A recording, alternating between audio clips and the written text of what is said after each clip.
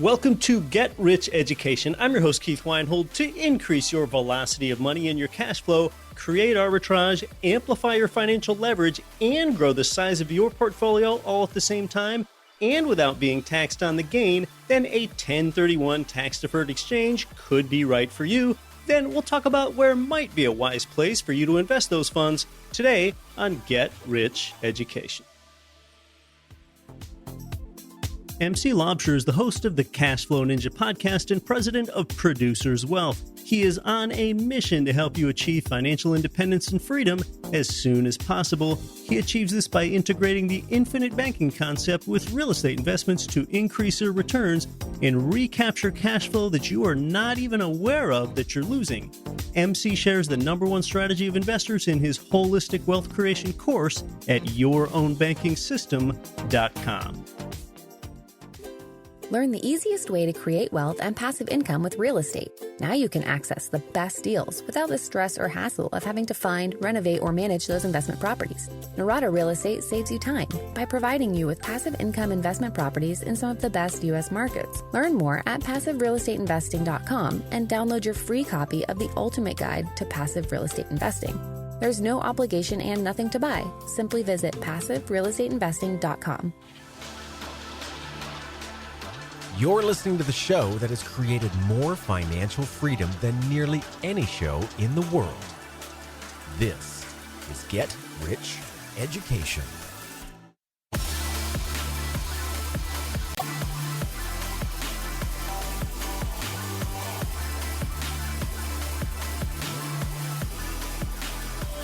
Welcome to GRE. I'm your host, Keith Weinhold, from Odessa, Ukraine to Odessa, Texas, and across 188 nations worldwide. You're listening to Get Rich Education. I often like to talk about how most work for money. Well, do you want to know how to get your money to work for you?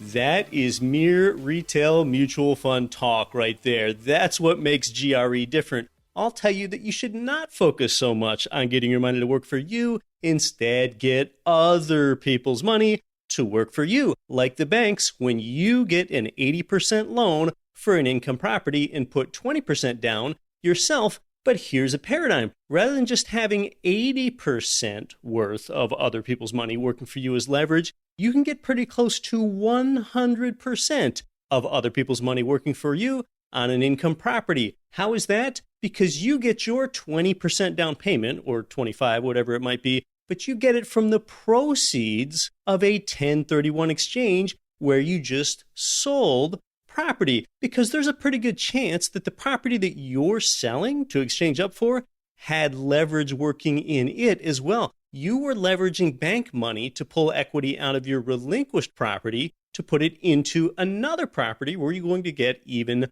more leverage. So then there's a good chance that even your down payment then for your new, usually larger property was levered capital. You know, so many real estate investors are well positioned to do a 1031 exchange that I'm not really sure what they keep waiting for. Maybe they hope that they're going to die of natural causes before they get it done. I'm not sure. If you have 50% equity in one income property, you might be able to trade up for 3 properties and put 20% down payments in each one of them. 1031s are pretty amazing. All at the same time, you can increase your velocity of money, increase your cash flow, create arbitrage, amplify your financial leverage, grow the overall size of your portfolio, and get geographic diversification all at the same time without being taxed on the gain. And there are no limit to the amount of times that you can do a tax-deferred exchange in your life, so it basically becomes tax-free then. Because upon your death, the property's basis steps up so that you won't leave your heirs with any tax liability either. You, the Get Rich Education listener, fortunately do think about these big picture forces. See, that's where you make wealth for yourself. That's where generational wealth for others is created. Unfortunately, most people think like our poor character, Scarce Skip, that focuses on living below his means rather than expanding his means. What's Skip doing this week? Oh, I am so embarrassed for this. He has set up a folding leg table near a busy intersection and he's trying to put his own decals onto cookie boxes to make them look like limited edition Thin Mints because he figures that he can net $30 today that way. Oh my gosh, what an ignominious existence. Skip is going to go back to his apartment then where it's 82 degrees because he doesn't want to run the air conditioner. So focus on big picture forces that really move the financial meter in your life, and you're also going to attract abundant people rather than cheap people around you. So let's talk about the details of a 1031 tax-deferred exchange. And if you don't know where to reinvest your 1031 exchange proceeds from the sale of your property, well, we're going to talk about that too, as well as some 1031 pitfalls to avoid. I have completed 1031s with several properties myself. I have been traveling lately. I am in Guatemala City, Guatemala today. I am checking out an agricultural real estate investment, also having some fun hiking volcanoes. Last week, I was in both Dallas and Houston, Texas on a real estate-related trip. Next, I'll be doing shows from the United States Pacific Northwest, as I'll be in Portland, Oregon for a few days. Then I'll be spending most of the summer in beautiful and pristine Anchorage, Alaska. Next week here on the show, one of the strongest, most talented speakers in the entire world of finance returns, as together, Garrett Gunderson and I discuss how stock market and mutual fund returns are worse than you think they are. After that, we are stuffed full of actionable wealth-building shows, as always, and some big-picture strategies, too, as the illustrious Jim Rickards makes his Get Rich Education debut this summer. Let's talk about 1031 exchanges and just how you might reposition your dollars in an exchange.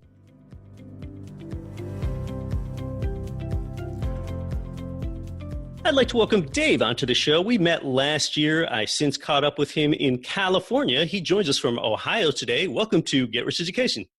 Thanks for having me, Keith. Dave, when you sell an investment property, hey, that's great if you have a capital gain and you have some appreciation. If you want to go ahead and sell it for more than you bought it for, congratulations. But then, you know what? The taxes on that are often worse than what a lot of people think. A lot of people think, okay, well, I'll have to pay a 15% tax on my gain portion, but it's actually more than that. So talk to us about some of those taxes. That's correct. A lot of people think it is just 15%, but what they don't realize is certain income brackets actually put you above 15%. And then there's the good old Affordable Care Act. That is another 3.8%. So really people just on a federal level, Keith, are looking at 15 to 23.8% just on the federal level. And we haven't even talked about state taxes yet. That's right. The federal capital gains tax is 15% for a lot of people, 20% for certain incomes, and then, that Affordable Care Act tax. So now we're up to a range of 15 to 23.8% just for the federal tax, but it doesn't stop there. It doesn't. So in Ohio, you're looking at an additional 5%. California is the real gouger. You're looking at an additional 13.3% state taxes alone. And then you get into depreciation recapture. So before we get into depreciation recapture, just so everyone's caught up, we're talking about an individual state capital gains tax on top of the 15 to 23.8% federal capital gains tax. A lot of the states in the Midwest, they might average around a 5% state federal capital gains tax on top of the 15 to 23.8 federal. And then California, like Dave mentioned, you're not hearing this wrong, 13.3% state capital gains tax on top of the 15 to 23.8 federal. And then we're not done. We're not done. Now we have depreciation recapture. So depreciation, as you know, takes into theory that you own an investment property and there is wear and tear happening through the duration of ownership of this investment property. So you are getting tax credits on that depreciation while you own the property. And then when you sell the property, you're subject to 25% of the credits that you've taken to be taxed that amount. So each year you own this investment property, you have the ability to, and as Rich said, tax advisor Tom Woodwright often comes here and tells us, you actually have to take the depreciation, a portion of the building that you can write off, which really helps you such that you don't even have to pay tax on all of your cash flow. But that portion that you're writing off each year, the federal government is going to try to go ahead and recapture 25% of that on top of the capital gains taxes that we talked about. So this can feel punitive to some people. It's crazy, Keith. So you got your federal taxes, you got your state taxes, and then you got the depreciation recapture. So it could really add up at the end of the day. So fortunately, as real estate investors, we get terrific tax breaks. And one of the tax breaks is the 1031 exchange, named for Internal Revenue Service Code 1031. It allows us to defer all of those taxes that we just described. So talk to us about what a 1031 is and where it came from. So you nailed that one. It is based off the section 1031 of the tax code. And what this allows us to do is upon the sale of an investment property, and I really want to hammer that point home, Keith, it is only for an investment property. You cannot do this for a primary residence. It's only for a business or investment. And when you sell a business or investment property, the capital gains you are able to defer by rolling those capital gains into another business or investment property. So you can defer those taxes and put those proceeds into another business or investment property.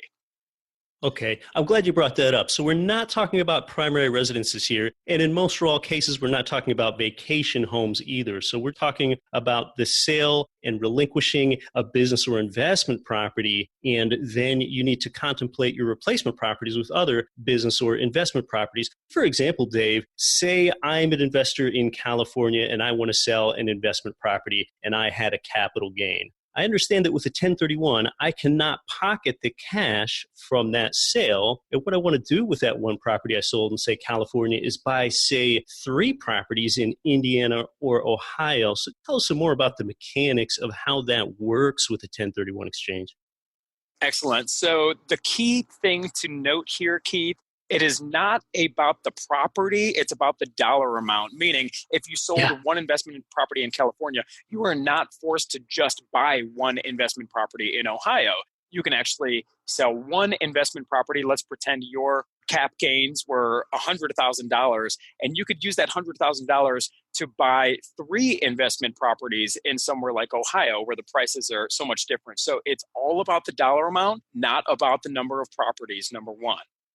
Number 2 is what you would do is work with what's called a qualified intermediary. And we work with qualified intermediaries. These are basically middleman company, almost like an escrow company that is going to work with your title company or work with your escrow company if you're in California. And they are going to manage the money and make sure it is done correctly to meet all the IRS stipulations. So this tax deferment actually happens and it's done correctly.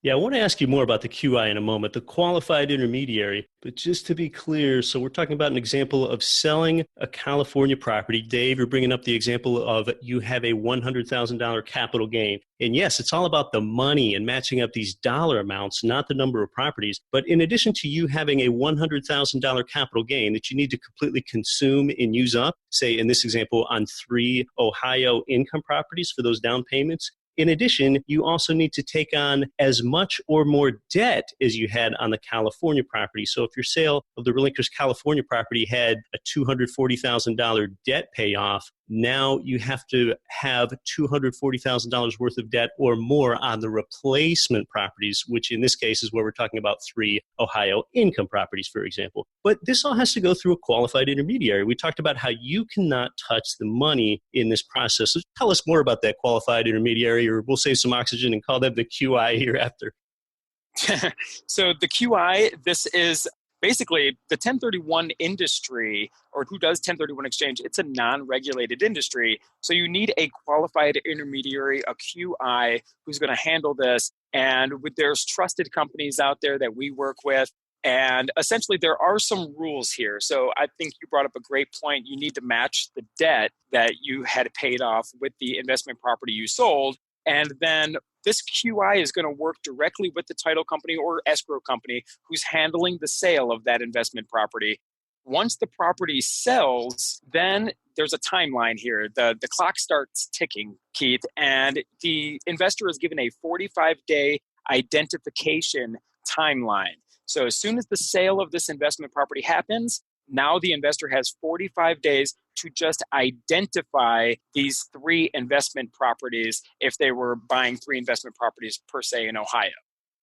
Yeah, And this is very important to you, the investor, to get that QI, get that qualified intermediary involved early, since you can't touch the money. So when you sell your relinquished property, again, we'll just say in California, what happens is that when you sell that relinquished property, the title company that's being used in California that we call the escrow company, the qualified intermediary at that point basically says, please email us a copy of the contract and of the title commitment. So the qualified intermediary has all that. And then this paperwork needs to be signed with the QI at or before the day of closing on this California property you're relinquishing. And then instead of you getting the money at that closing, they wire the funds to the qualified intermediary. That goes from the escrow company or the title company to the qualified intermediary. You're not touching that. And then, the QI will help you with that 45-day identification period or 180 days to close.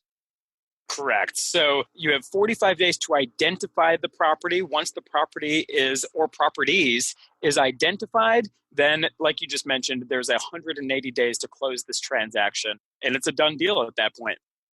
Yeah, and when they're ready to close, the qualified intermediary then wires the funds to the title insurance company, say in Ohio, to complete that transaction for you. So I just can't stress enough, from my own experience in doing 1031s myself, get that QI involved early. Dave, my first ever 1031 exchange, I dealt with someone called Alaska Exchange Company in my hometown of Anchorage. They have a lot of experience. Make sure your QI has a lot of experience. Mine had decades because, as Dave touched on earlier, that's an unregulated industry, the qualified intermediary. They're going to be holding on to your money probably for months. You don't want them to run with it. What happened in my first 1031, Dave, is I probably had 5 different phone calls to my QI, and they were always responsive. They answered the phone right away. And the day I closed and my money got wired over to them from my relinquished properties, the very next call I made to them, they were nowhere to be found. Like, no one answered the phone. I couldn't get anyone in the office to answer the phone. It was a business day. I was all concerned about it. And they ended up giving me a cell phone call from Wasilla, Alaska, where they were out whacking weeds. And there were 6 hours where I was afraid my $320,000 that they were holding was gone. So anyway, real coincidence there that got me pretty concerned. But those are kind of the nuts and bolts of the 1031. So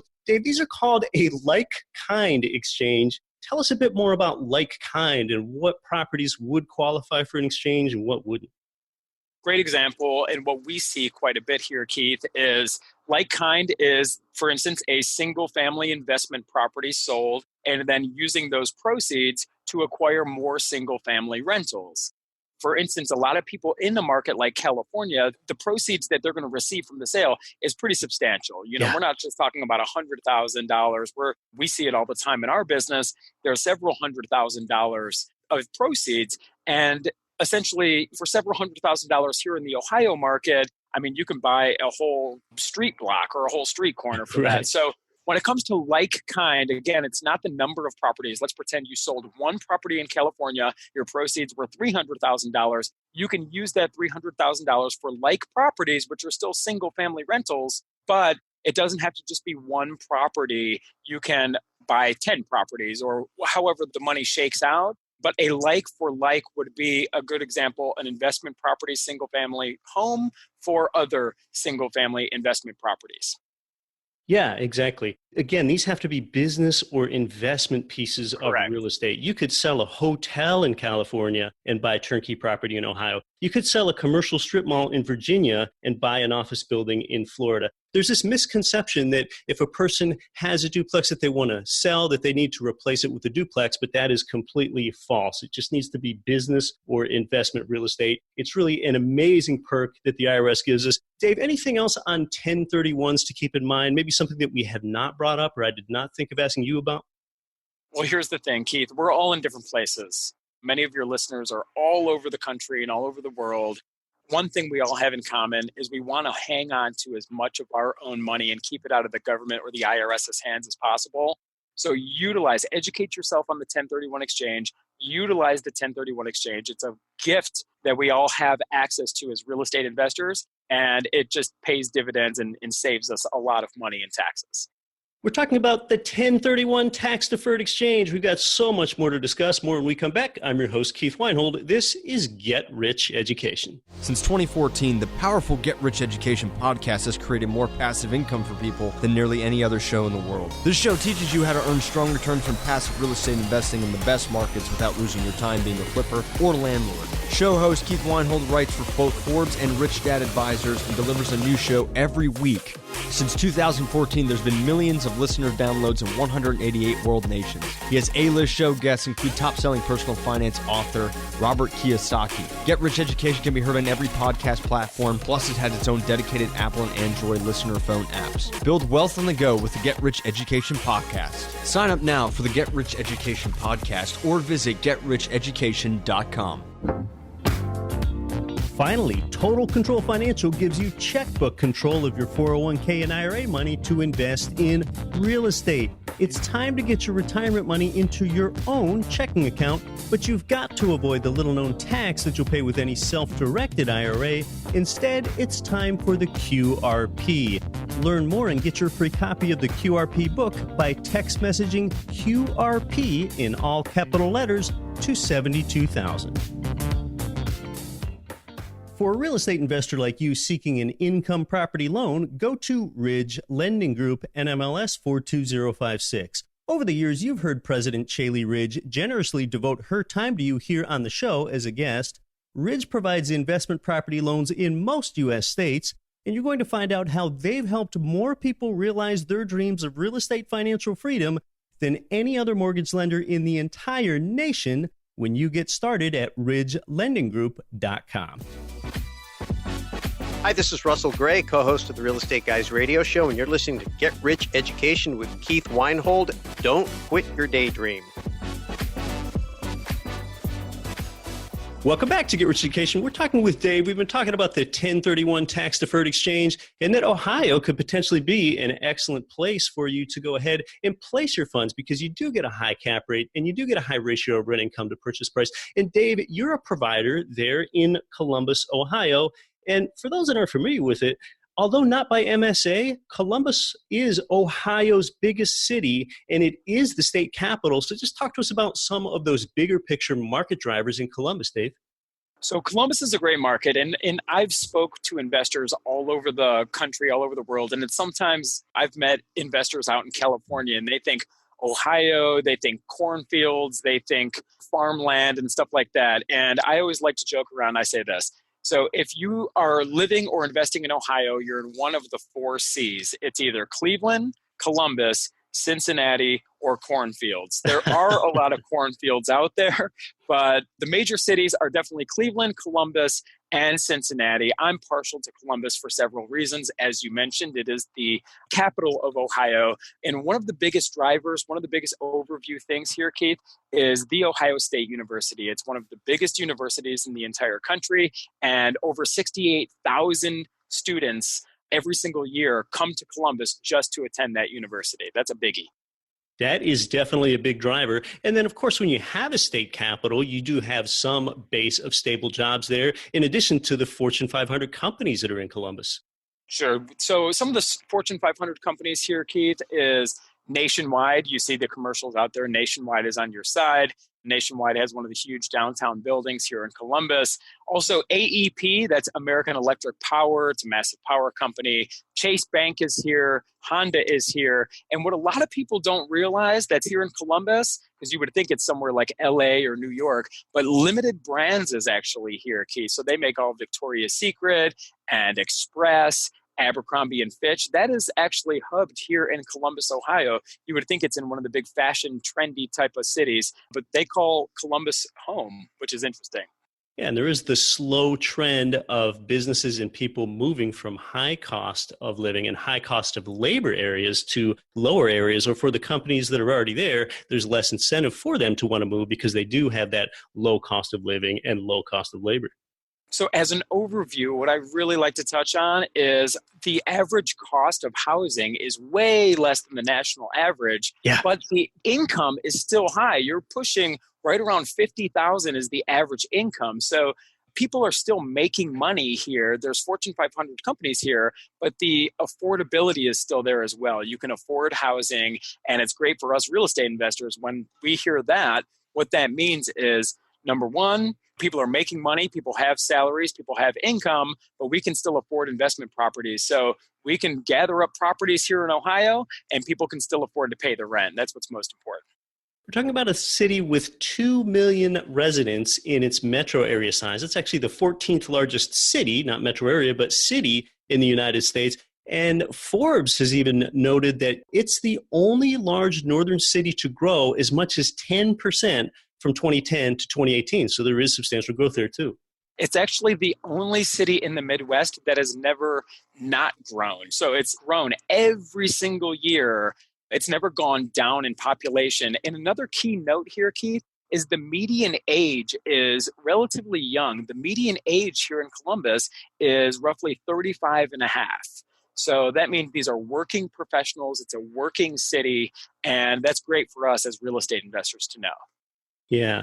So you and your company, you decided to set up shop there because you do have a lot of these positive market drivers. You do have growth. A lot of places in the United States, frankly, have had that for the last decade. But what most places don't have is this high ratio of rent income to purchase price that you do have there when an investor with a 20% down payment and an 80% loan can produce cash flow. So you decided to build a team and a system here to make it convenient for investors to invest in Columbus. So tell us about that. Sure. So we are here in the Columbus market, Keith. We live here. It's myself and my business partner.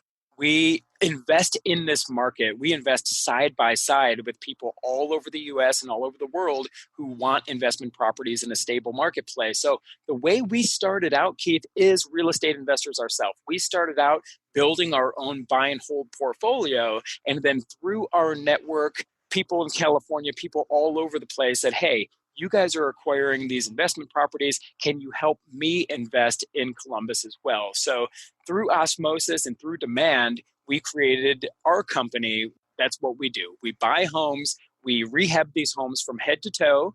We are a licensed internal property management company. If the people choose to use us, we will get this property rented to a qualified resident, and we will continue to manage this property for an investor no matter where they live. They can live where they want, but invest where it makes sense. And Columbus is a great place to invest.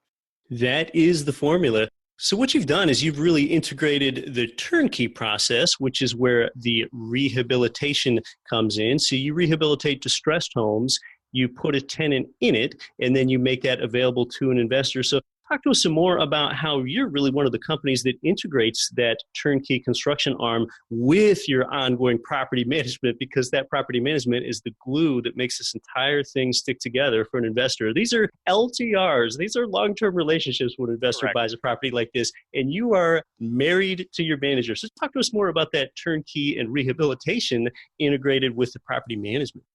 Sure. Well, here's the thing. We do offer property management. And if somebody wanted to go with somebody else, hey, that's okay too. We stand by our product from the construction side to the property management side. Everything is in-house though, Keith. We are not just a sales company where we're just selling properties and shaking hands and parting friends. Not only do we handle the construction, we can handle the property management if the person wants us to. We're fully licensed to do that here in Columbus, but we invest in this market too. We're not going anywhere. This isn't just an operation where we make a sale and, hey, we're on the beach somewhere in Florida or something like that. No, we're not going anywhere. We're heavily invested in the Columbus market, and we're going to be here for a long, long time. And that's what investors want to know. They want to know that we're going to be here for 5 years, 10 years, and that we're heavily invested in the market side by side with people who are also investing in the Columbus market. You eat your own cooking. You guys are investors yourselves in that market. That's how you began. So you're investing side by side with new turnkey investors. And you can brag for a moment. I know that your company got an award that Central Ohio gave out to only 8 businesses. We are nominated. We're going to find out if we actually won the award here in a few days, but it's a pretty big award. And that's the thing. We create jobs here in the Columbus market. And we're a staple here when it comes to real estate. We're doing a ton of real estate transactions. We're not going anywhere. We stand by the Columbus market, and it's a great place to invest. And we create jobs. So we create jobs with construction. We create jobs with the property management. we're a licensed real estate company, and we're just super proud of the marketplace that we invest and work in. That's what I tell investors too. You create jobs in these markets. All the jobs you create, from someone potentially pouring a foundation or setting a window or installing carpet and laminate floor, you're basically creating value and making jobs for other people. So tell us more about exactly what you do and that genesis of that turnkey process, Dave, about how you buy your houses in as-is condition and take it from there. So our company is really broken into 4 pillars. Pillar number 1 being acquisitions, and we acquire the majority, if not all, of our homes off market. So these are not homes that we're just picking off of online or picking off of Zillow or something like that. We cultivate our own inventory, and all of the properties then we acquire. We actually take title. So we're not just a middleman. We're not just pushing paper. We will find an off-market property that's most likely needing some love, and we will acquire this property, take title, and then we will rehab this property from top to bottom using licensed professionals. So we are taking the risk. We are managing the rehab, and we're managing the contractors, and we use long-term materials, and we build these properties to last. We build these properties and rehab these properties for the long term. So we don't use a lot of carpet. With flooring, we're going to use good, heavy laminate flooring that's going to last. We're going to use tile. We're going to restore hardwoods. We're not going to use a lot of the carpet. And we're not going to do this cheap. We're going to replace the mechanicals. We're going to replace the windows. We're going to replace the roof, because when we provide this property to an investor who's wanting a turnkey property, we don't want them to have major expenses for the first several years. We want this to be, like you said, an LTR, a long-term relationship where they're getting that consistent ROI. So we acquire these properties, we take title, we rehab these properties, and then, as I mentioned, we are a licensed property management company. So we are going to use a licensed realtor to identify a resident. We're going to thoroughly screen these people out. We're going to make sure they have the job history. We're not going to accept people with prior felonies or prior evictions. And we are going to screen out this resident, move that resident in, begin collecting the rent, and then we are a licensed property management company. So we're going to collect that rent every single month, and we are going to disperse that rent to the rightful owner. In this case, it's the turnkey buyer. And we have a great sales department as well. So we have a great customer relations department. We're looking forward to working with a lot of your listeners. And we have a team here in place that's going to onboard them, make sure they understand all the paperwork involved. It's very simple. And we want them to have that good long-term experience and provide a great property. And really, it's rehabbed from head to toe by licensed professionals. So it's really a turnkey experience is what we're shooting for. Yeah, your job is to make it easy. Turnkey means all done for you. And yeah, we know in the acquisition process for a borrower, there's still a good bit of paperwork to do. But after that, you want to have minimal involvement. So Dave, we're talking about single family homes here generally, or what is the mix type? Generally, yes, because we want to be in slightly better areas. We don't want to be the roughest parts of the city. Sometimes those deals look the best on paper, and you've been around, Keith. You've done this quite a bit, and the deal that looks the best on paper is not always the best long-term investment. Would you agree with that? Oh, indeed. That is the old difference between economic occupancy and physical occupancy. So with that being said, we want to be in slightly better areas, working class areas, and the areas that we invest in and have found the most long-term success in really don't have a ton of multifamily. We've got to go with what is available to us. So the majority, if not 95% or more of our business is good old-fashioned single-family homes, 3-bedroom, 1-bath or bigger, 3-2s, 1-car or 2-car garage, and it's going to be a working class family, maybe a nurse or a teacher who's going to live there, maybe even a grad student at Ohio State. But these are people who work every day. They wake up, drink their coffee, go to work, and that's the type of housing that we provide. It's affordable housing in better than average areas. This is certainly a gross generalization, but single-family homes tend to be in better areas than multifamily apartment buildings do. Talk to us about the typical rents and purchase prices on your product there. So where we're at, the investor can pretty much expect to be right about a 0.75 to a 1% rent to value ratio. Okay. And most of the investors that we work with, they're either doing a 1031 exchange and paying cash, or they're doing maybe a 1031 exchange and using the proceeds from the sale as a down payment and using leverage. So really where an investor, what they look at is their net cash flow, and they're going to pretty much expect a $200 to $350 per month net cash flow. That's after property management, that's after debt service, allocating some money for maintenance. But pretty much the person can expect a 0.75 to 1% rent to value ratio. So if you think about it, with the 1031 stuff that we talked about earlier, if you're in California, you might be getting a 0.4% rent to value ratio on just say your $1 million property. If you do a 1031, you might get 0.9% on, just to keep it simple, say $1 million worth of property in a place like Columbus, Ohio. So therefore, you were getting $4,000 a month in rent income on your $1 million property in California. You could get $9,000 a month on several income properties that total $1 million in value in Ohio. Well, that's a difference. That's a spread of $5,000 a month, $9K a month income instead of $4K. If you don't do something like this, you're actually losing $5,000 every month. So here's the thing, Keith. Columbus is a fantastic market. We've talked about the overview, but just as the market is important, it's even more important to work with the right team. And we have a fantastic team here in Columbus. We've been doing this for a long time. We started acquiring properties for ourselves and for other investors back in 2012. So yes, the market is solid. The market's not going anywhere. The market has Fortune 500 companies, but we also have a rock star team here in place to make everything go as smooth as humanly possible.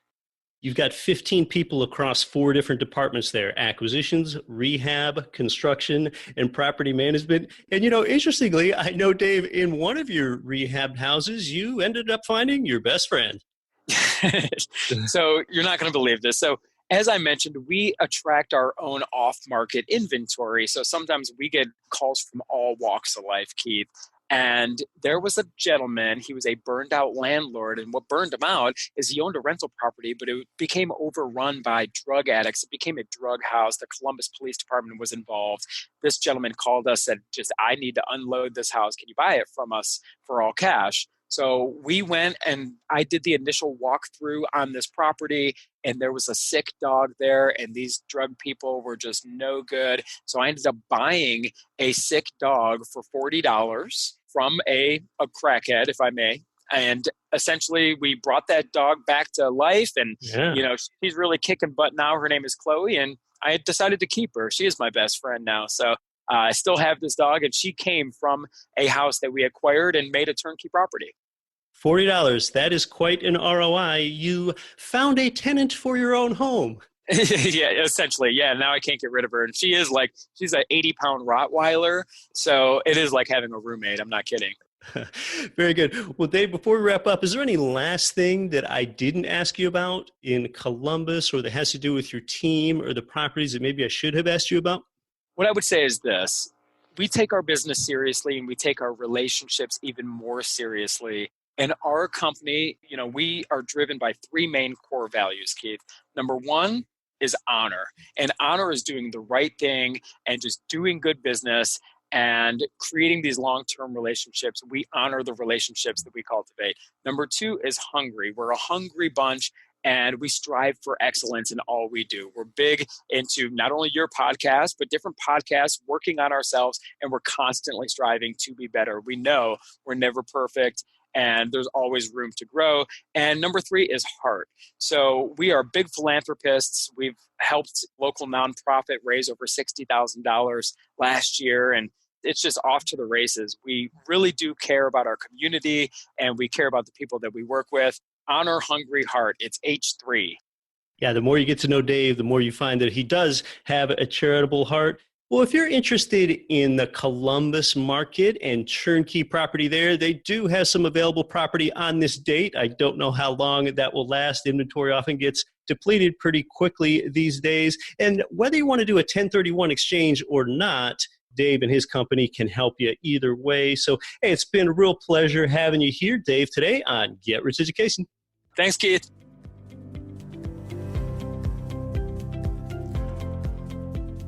Well, yeah, great stuff with 1031s in Columbus, Ohio, potentially being a wise place to reposition your equity dollars. Now, again, we're only talking about investment properties here, not primary residences. Californians could pay as much as 23.8% in federal capital gains taxes plus 13.3% state. That equals 37.1%, and that's among the highest rates in the entire world on capital gains tax. The entire world. Basically, 3/8 of your gain is taxed. For every 5 parts you keep as a Californian, you lose up to 3 parts in capital gains tax. That's why some Californians have moved to neighboring Nevada. In fact, what some Californians try to do is move and then sell in order to avoid that capital gains tax of up to 37%. Well, California has something called the Franchise Tax Board, the FTB, that polices the line between residents and non-residents pretty closely. If you're in California for more than 9 months a year, then you are presumed to be a resident. I'll put a link in the show notes to a Forbes article for you about that. The Golden State has 40 million residents. That's about 1 in every 8 Americans. Yes, 1 in every 8 Americans is a Californian. And I've never been a resident of California, and I've sure enjoyed their amenities along the way, just the same from Yosemite to Sequoia to climbing Mount Whitney to checking out all of their fine beaches. Some people think that California's population is falling with people moving out due to high costs and tons of regulations and high taxes, but that is not true. Its population is still growing, just more slowly than before. I'm one of the few people that says don't move for taxes, because if you truly live where you want to live and invest where the numbers make sense and you believe in that, then you've got to live where you want to live. But whatever state or country you live in, if you can defer your capital gain from a sale, then be sure to defer your capital gains tax, just like I always have. I've legally never paid capital gains tax in my entire life, thanks to 1031s. Now, 1031s can get a little complicated. What I tend to do is lump a bunch of properties together in just one exchange. So I bring on some of that complication myself, but that way I can do fewer exchanges. I find that approach better overall. For example, you can sell 2 properties and trade them up for 2 larger replacement properties, all in the same one exchange. I've done it before. QIs typically have pretty low fees in exchanges. In fact, I did one exchange with $2.6 million worth of properties, and my QI fees for all of that were only $1,500. So QI fees would never be a deterrent to you doing an exchange, but you do need to understand that it is going to take your time, and it is a high return on time invested for you when it's well thought out. When you've sold your properties and you're looking to replace them, you need to choose the replacement rule that you want. You'll choose from either the 3-property rule, which I usually choose, or the 200% rule, or the 95% rule. Those are the 3 different rules, and your QI can help walk you through the nuances of those replacement criteria. In the media, I've seen 1031 tax-deferred exchanges be referred to as a tax break for the wealthy. Well, everyone has the same opportunity to do one, just like you do, and there's a good chance that if you do execute a 1031 exchange, you have set yourself up to be substantially wealthier than average. In Columbus, Ohio, they're used to doing 1031s, but whether you're doing one or not, you can buy there in Columbus, no matter what state or country you live in. Columbus has a high quality of life, high employment, and a low cost of living. And on the properties they deal with there, the rents are in the $800 to $1,300 range, and the sales prices for those turnkey single-family homes are between $80,000 and $150,000. Overall, Columbus is growing. They've got a younger demographic and family-friendly suburbs. It's good for the provider when you opt in to get their Columbus Investor Report first. They put that together just for you. That way, some of your basic questions are answered. And in the Columbus Investor Report, all of the provider contact details are in there for you as well. That is at getricheducation.com/Columbus. Next week on the show, Garrett Gunderson and I are together again. Increase your velocity of money at getricheducation.com/Columbus. I'm your host, Keith Weinhold. Don't quit your daydream. Nothing on this show should be considered specific, personal, or professional advice. Please consult an appropriate tax, legal, real estate, financial, or business professional for individualized advice. Opinions of guests are their own. Information is not guaranteed. All investment strategies have the potential for profit or loss. The host is operating on behalf of Get Rich Education, LLC exclusively.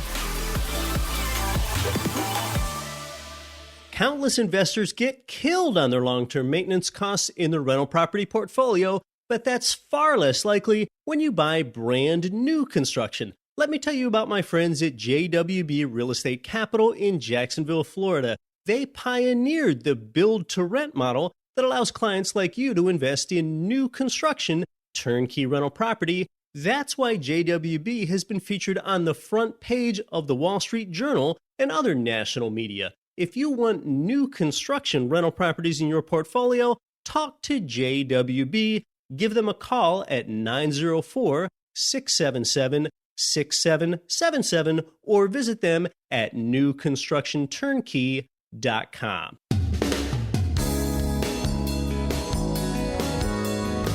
The preceding program was brought to you by your home for wealth building, GetRichEducation.com.